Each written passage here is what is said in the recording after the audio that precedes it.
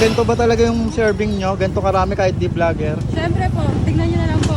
Pumunta na lang po kayo dito para malaman. Thank you, ma'am. So ayun mga ka-all goods, no, dito sa kahabaan ng Quinta Market dito sa Quiapo, may nakita nga ako ditong overload halo-halo. Yan, sakto naman, mainit yung panahon, kaya itry natin yan. Hi ma'am, magandang araw po ma'am. Ma'am, magkano po yung tinitinda yung halo-halo? Meron po kaming medium size and large size. Yung medium po namin is 75 pesos. Yung large po namin is 85 pesos. Ayan ma'am, bale ilan yung sahog niyang nilalagay nyo ma'am? Meron po kaming 13 po, 13 na sahog na ilalagay sa halo-halo. Sige po nga po, order nga ako ma'am. Yung ano lang, yung maliit lang ma'am. Yung medium size na. Opo, medium size. Magkano yun ma'am? 75 po. Sige po, order po. Ayan ma'am. Gaano katagal na kayo nagtitinda dito ma'am? Magto 2 weeks pa lang. Magto 2 weeks pa lang ma'am. Sobrang init po kasi. Anong oras kayo ma'am nagtitinda dito? Anong oras po?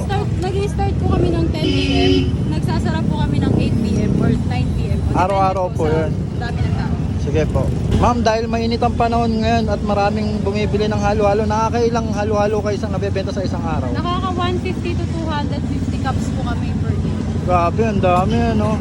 Sige ma'am, order po ako ma'am. Anong pangalan nyo ma'am? Danica. Danica, yan si ma'am Danica. Tapos si ma'am, yung may-ari. Si ma'am, anong pangalan nyo ma'am? Kakay po. Si ma'am Kakay. Sige ma'am, order po ako ng overload halo-halo. Ma'am, bukod po sa halo-halo po, ano pa po yung ibang ino-offer nyo dito? Meron po kaming mais con yelo, meron po kaming saging con yelo, at meron din po kaming mango tapioca. Magkano naman po yun ma'am? Ganun din po, 75 and 85 pesos po. Yung maliit, 75. Tapos yung malaki, 85. yun. Sige po, thank you po ma'am. Medium ma'am, dalawa.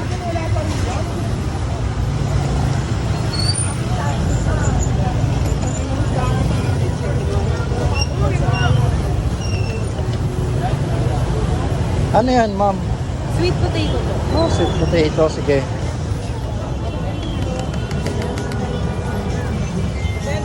Tapos yan ma'am. Meron po tayong mga beans. Beans naman.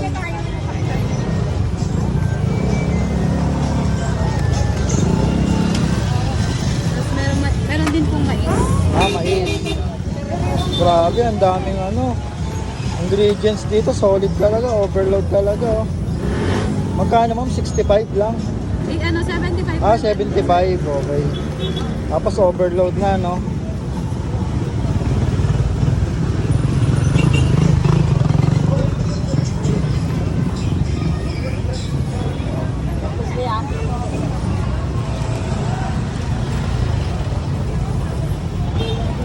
Yan, ano yan ma'am? Meron din po tayong mga jelly po. Gulaman. Gulaman. Tapos mga sago. Talagay po tayo ng gata sa loob at sa gitna. Sige ma'am.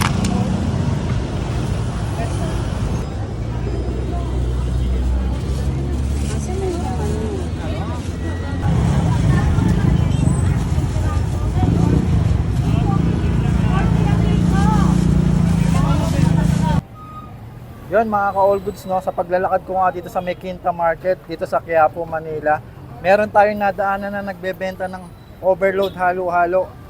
Ayan, ganito karami. Bali 75 pesos lang to guys, yung small nila. Tapos yung medyo malaki nila na large, 85 pesos. Yan. 2 weeks pa lang daw sila nagtitinda dito, kaya supportahan natin yung mga small business na yan guys. At tingnan nyo naman guys, sobrang dami ng nila, sahog. 13 ingredients yung nakalagay dito, kaya solid talaga tong halo-halo nila dito.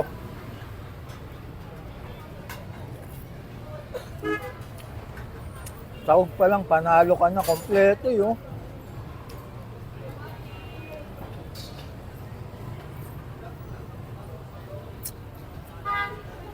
Sarap. Sakto lang yung timpla. Refreshing talaga.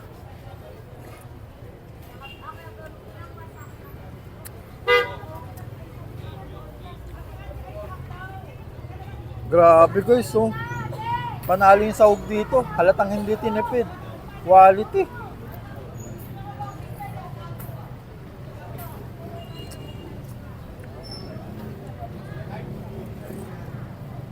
Ganito talaga yung mga halo-halo na mga gusto ko guys, na hindi tinipid sa sahog.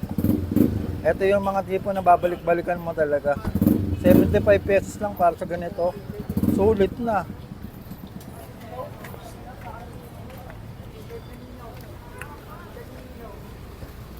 Yun o.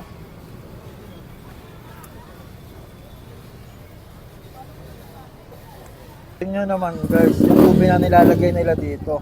Ang laki. Tsaka sabi nila kahit daw hindi vlogger, ganito talaga yung serving nila.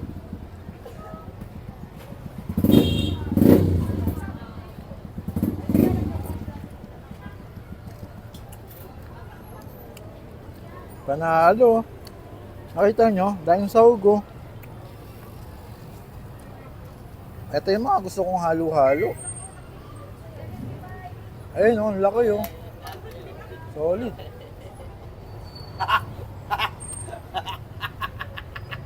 Yan mga ka-all goods, no? Kung mahilig kayo sa halo-halo at mapadpad kayo dito sa May Quinta Market, dito sa Quiapo, i-try nyo na dito yung halo-halo nila ma'am.